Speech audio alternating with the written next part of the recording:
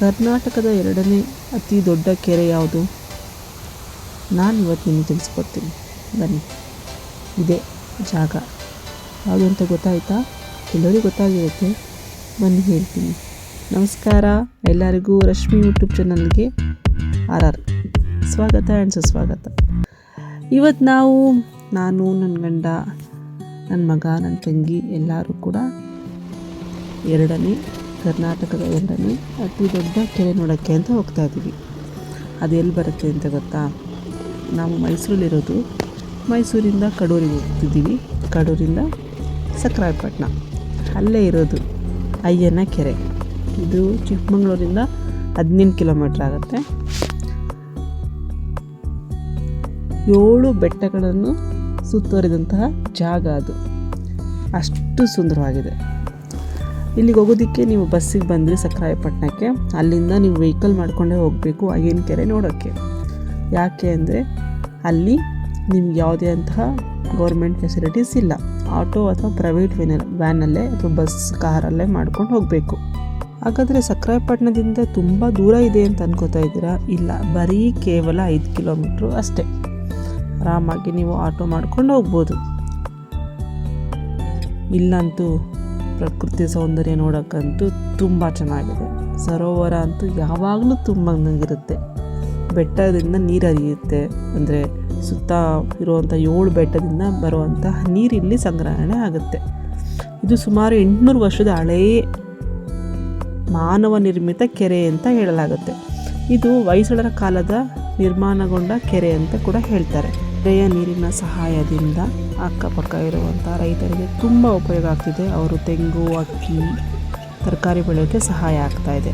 ಹಾಗೆ ಸರ್ಕಾರನೂ ಕೂಡ ಪರ್ಮಿಷನ್ ಕೊಟ್ಟಿದೆ ಇಲ್ಲಿ ಮೀನು ಸಾಕಾಣಿಕೆ ಮಾಡೋದಕ್ಕೋಸ್ಕರ. ಹಾಗಾಗಿ ನೀವು ಗಮನಿಸಿರ್ಬೋದು, ಅಲ್ಲಿ ಬಾಲ್ ಕಾಣಿಸ್ತಾ ಇದ್ದೀರಾ ನೀರಿನ ಮೇಲೆ, ಅಲ್ಲಿವರೆಗೂ ಮೀನು ಕೂಡ ಅವರು ಸಾಕ್ತಾ ಇದ್ದಾರೆ. ಇಲ್ಲಂತೂ ವಿವಿಧ ಪಕ್ಷಿಗಳು ಕಾಣ್ಬೋದು. ಬೆಳಗ್ಗೆ ಸಂಜೆ ಸಮಯದಲ್ಲಂತೂ ಪಕ್ಷಿಗಳ ಕಲರವ ಕೇಳೋದೇ ತುಂಬ ಚೆನ್ನಾಗಿರುತ್ತೆ.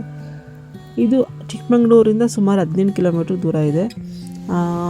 ಇದಂತೂ ಒಂದು ಹಳೆಯ ಕಾಲದ ನಿರ್ಮಾಣವಾದ ಜಲಾಶಯ ಅಂತ ಕರಿಬೋದು.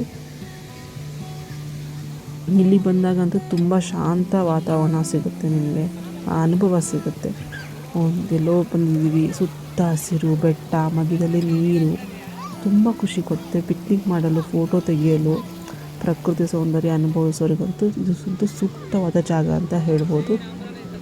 ಈಗ ನಾನು ನಿಮಗೆ ತೋರಿಸ್ತಾ ಇರೋಂಥಷ್ಟು ನೀರು ಫೋರ್ಸ್ ಇದೆ ಅಲ್ವಾ, ಇದು ಮಳೆಗಾಲದಲ್ಲಿ ಮಾಡಿರುವಂಥ ವಿಡಿಯೋ. ಇಷ್ಟು ಫೋರ್ಸಲ್ಲಿ ನೀರು ತುಂಬಿ ಬರ್ತಾ ಇರುತ್ತೆ. ನೀವು ಬೇಸಿಗೆ ಕಾಲದಲ್ಲಿ ಹೋದರೂ ಕೂಡ ಕೆರೆ ನೀರು ತುಂಬಿರುತ್ತೆ. ಆದರೆ ಇಲ್ಲಿನ ಪ್ರಮಾಣ ತುಂಬ ಕಮ್ಮಿ ಇರುತ್ತೆ. ಆಗ ನೀವು ಆಟ ಆಡೋಕ್ಕೆ ಅವಕಾಶ ಇದೆ. ಅಲ್ಲಿ ಈ ಥರ ಫೋರ್ಸ್ ಇದ್ದಾಗ ನಿಮಗೆ ಆಟ ಆಡೋಕ್ಕೆ ಅವಕಾಶ ಇಲ್ಲ.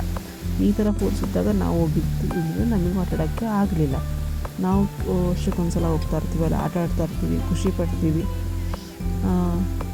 ಒಂಥರ ಸಮಾಧಾನವಾಗಿರುತ್ತೆ. ಅಂತೂ ಒಂದು ಅರ್ಧ ದಿನ, ಮುಕ್ಕಾಲು ದಿನ ಅಂತೂ ನಾವು ಅಲ್ಲೇ ಕಳೆದುಬಿಟ್ಟು ಬರ್ತೀವಿ. ಊಟ ಕೂಡ ಪಾರ್ಸಲ್ ಮಾಡ್ಕೊಂಡು ಹೋಗಿ ಊಟ ಮಾಡ್ಕೊಂಡು ಬರ್ತೀವಿ. ಅಷ್ಟು ಖುಷಿಯಾಗುತ್ತೆ. ಫೋಟೋಶೂಟ್ ಮಾಡ್ಸೋಕ್ಕಂತೂ ಮಾಡಿಸಿದ ಜಾಗ ಅಂತ ಹೇಳ್ಬೋದು.